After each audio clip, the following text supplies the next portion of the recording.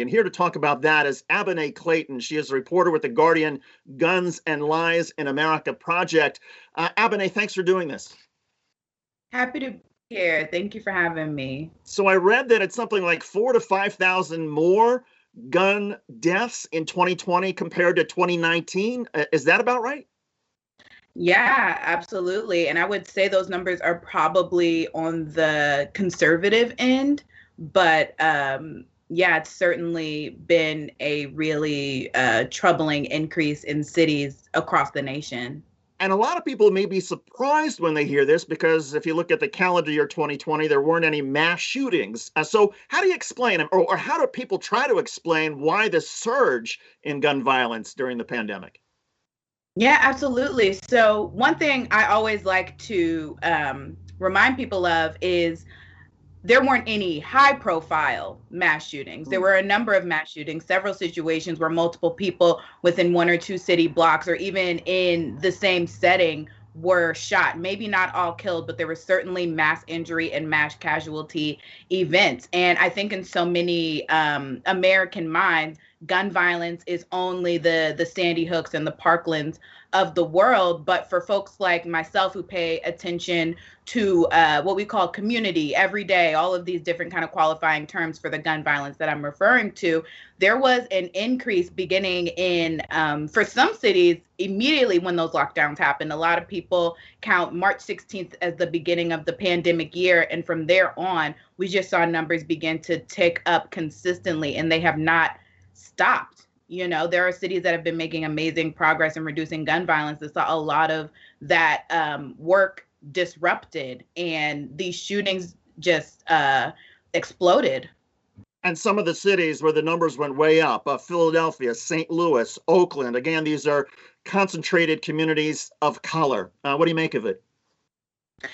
I think that it really speaks to what we talk about when the pandemic was affecting mostly Black and Brown communities, you know, talking about these comorbidities and how there were these issues and gaps in structures, and there was institutional racism that made COVID-19 have the effect that we saw it have on communities of color. Those same things were at play when we talk about gun violence. You know, people were in desperate situations. There were losses of in-person interactions that made gun violence prevention work so successful in these communities that were already struggling with things like housing insecurity, living in food deserts, access to healthy foods, clean air, etc. All of those things contribute to gun violence, just like they contributed to the disparities that we saw with COVID-19. So the fact that it was concentrated in these communities does not surprise me at all. It's incredibly disheartening, but again, not surprising.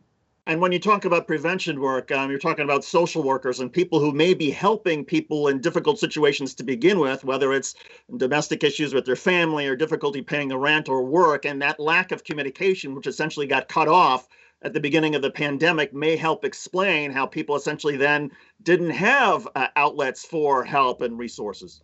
Absolutely. And in addition to social workers, the people I'm usually referring to are violence interrupters. These are skilled, trained people, usually formally incarcerated for gun crimes, and people who were either shooters or were shot in their younger years, who then come out of prison and do the training and do the work to become influencers in their own communities and reach out to the very small population, usually less than 2% of a city's population, that's responsible for the most gun violence. And these groups and these models, places like Advanced Peace come to mind, Cure Violence models. There are so many groups who hold healing circles, who rely on in-person communication to build trust and relationships with the people who are deemed to be the most violent by a law enforcement body.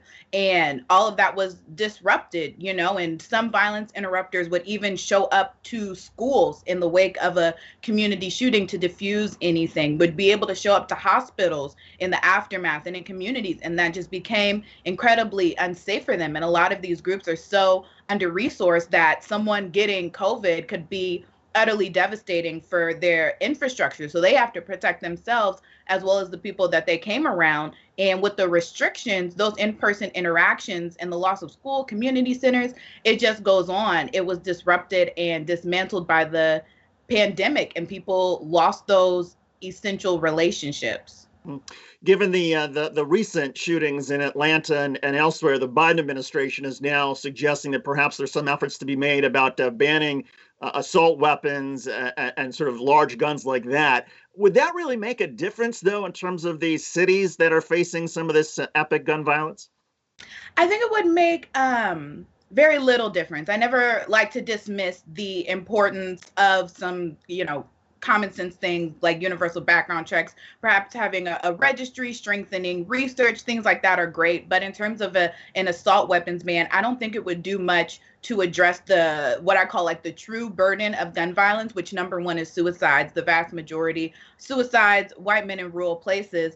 And the rest are community gun violence issues, which aren't really something you can legislate your way out of. You have to invest in the programs that I'm talking about and train violence interrupters to address these things. And I don't know that an assault weapons ban is going to do that. And if it does somehow passes, though it seems to be in a perpetual stalemate, I just worry that people will see an assault weapons ban pass, universal background checks passed, and then be like, oh, we figured out gun violence and we solved it, when in reality there are so many communities that are struggling and are traumatized by the true burden of gun violence, which happens on our city streets. It also sounds like, I mean, look, there are more guns now than people in the United States, and maybe we've reached the point of no return where it's going to be impossible to try to change that. And it sounds like a lot of people are saying, well, maybe if we do just sort of acknowledge, okay, there are all these weapons, but is there a way we can invest instead of buying gun buybacks or banning weapons, as you say, adding more resources to the people who might be able to stop people from the violence to begin with? 100%. I think we've tried a number of things, usually involving the criminal justice system or some other large carceral force coming into communities to address violence. But just now are we seeing at a federal level them address the fact that most shootings and most gun violence are not these high profile mass shootings. They are local incidents. And the investments he has proposed, that this $5 billion investment into community-based gun violence prevention, and the infrastructure bill has acknowledged it a number of times, which is quite unprecedented for a president to talk about street-level gun violence. But I just hope that the desire and the reflexive need to call for universal background checks doesn't obscure any of the efforts that cities have been trying to make, and any of the progress and the kind of time-tested approaches to gun violence prevention that have been working for decades. Abinay, you've been digging pretty deeply into gun violence in America as a reporter with The Guardian and the Guns and Lies in America project.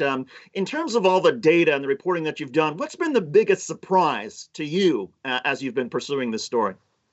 So for me, I think the biggest surprise hasn't necessarily come from data. It's come from anecdotal conversations that I'm having with violence prevention folks who talk about seeing younger and younger kids involved in gunplay. I just spoke to someone who said that the profile of a shooter, as they like to call it, the people that they reach out to, has expanded to include people as young as 14 years old. And that is incredibly disheartening to hear, because it really speaks to the impact of losing schools and losing these physical places where young people can get together.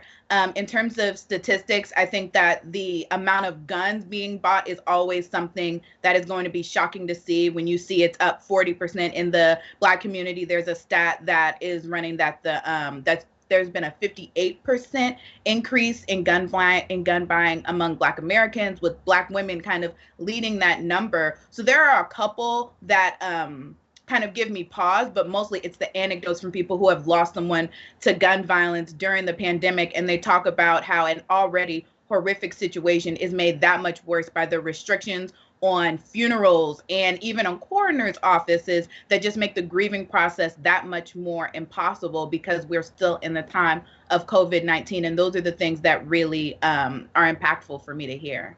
And as we are in this sort of lockdown continuing to a certain extent, and of course, as you mentioned, the age of the profile of the shooter tends to get younger and younger, have there been any particular changes that have had an impact, that have worked in trying to stop the gun violence or trying to stop and reach people who are, say, 14, 13 years old?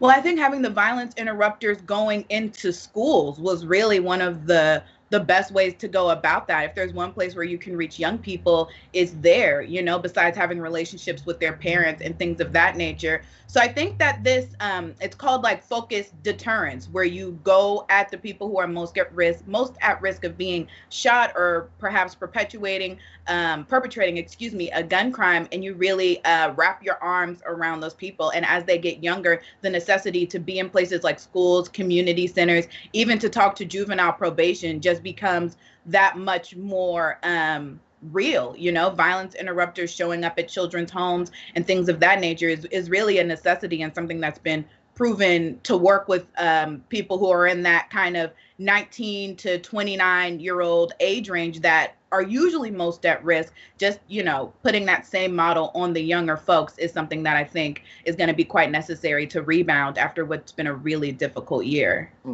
Abinay Clayton, you've been doing some really terrific work for The Guardian. The project is the Guns and Lies in America project for The Guardian.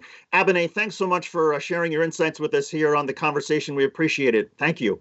Thank you so much for having me. Thanks for watching The Young Turks. Really appreciate it. Another way to show support is through YouTube memberships. You'll get to interact with us more. There's live chat emojis, badges. You've got emojis of me, Anna, John, JR. So those are super fun. But you also get playback of our exclusive member-only shows and specials right after they air. So all of that, all you gotta do is click that join button right underneath the video. Thank you.